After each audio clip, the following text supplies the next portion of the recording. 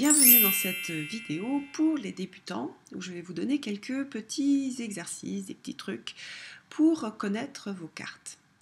Donc pour commencer, je vous demanderai d'utiliser un seul jeu de tarot et le livre ou le livret d'accompagnement de ce jeu.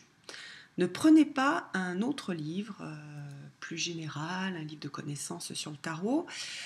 Ça va vous embrouiller l'esprit et surtout ça va vous empêcher de bien comprendre l'esprit du jeu que vous avez choisi. Donc moi, pour faire ces exercices, j'ai choisi le tarot doré, dont le livret d'accompagnement a été fait par Barbara Moore, que j'apprécie beaucoup, qui fait des livrets d'accompagnement qui sont très bien. Et les illustrations des cartes ont été faites par Ciro Marchetti, sans l'accent italien. C'est le deuxième tarot que j'ai acheté et c'est un tarot qui est fait sur... en fait, c'est un dérivé du Rider-Waite, donc toutes les lames sont illustrées par une petite scène de vie. Alors, premier exercice, tous les jours, si vous en avez envie, bien sûr, ne vous forcez jamais, jamais, jamais. Un tarot, il faut que ce soit ludique, il faut que ce soit sympa, il faut que ce soit un copain. Dans votre jeu de tarot, il faut que ce soit un copain avec qui vous discutez, il ne faut pas que ce soit une obligation, sinon ça va vous dégoûter et puis c'est dommage. Donc si vous le sentez, tous les jours, vous faites un tirage, vous faites le tirage de la carte du jour, comme ça se fait beaucoup. Ou si vous avez moins de temps, vous pouvez faire un tirage sur la carte de la semaine. Considérez que cette carte-là, ce n'est pas forcément une carte de divination pure, c'est plutôt une carte sur l'énergie de la journée. Qu'est-ce que vous allez avoir à traverser? Donc par exemple, je prends mon jeu et je vais regarder un peu l'énergie de la journée. Donc je passe les cartes. Hop. Je vous montre le dos, ce qui est très joli. Je coupe. Et je vais prendre ma carte. Hop là. Voilà. Alors, qu'est-ce que j'ai obtenu? J'ai obtenu cette carte-là, le 2 de denier.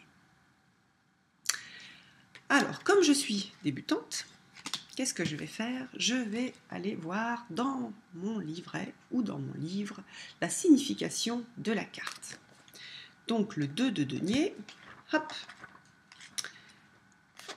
épée, denier. Le 2 de denier. Donc cette carte-là, d'abord c'est une arcane mineure. Donc je fais toujours moi la différence arcane majeur, arcane mineur. Arcane majeur, je suis en train de travailler quelque chose d'important sur du long terme qui est plutôt lié au développement personnel. C'est-à-dire même s'il m'arrive des choses très concrètes cette journée-là qui ont un rapport avec cette carte-là, ce sont des choses que j'ai à surmonter pour évoluer. Si c'est comme ici une arcane mineure, c'est plutôt quelque chose que j'ai à faire dans ma journée, une énergie que j'ai à traverser, mais ça a beaucoup moins d'impact, long terme.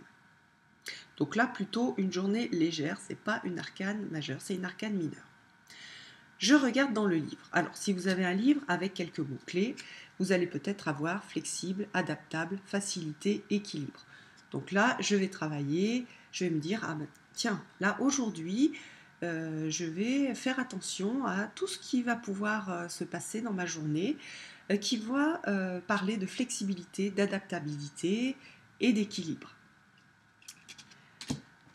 Ici, j'ai quelque chose de beaucoup plus complexe, j'ai un texte, donc je vais lire le texte. Alors, sur la rive, un homme soupèse 2 deniers.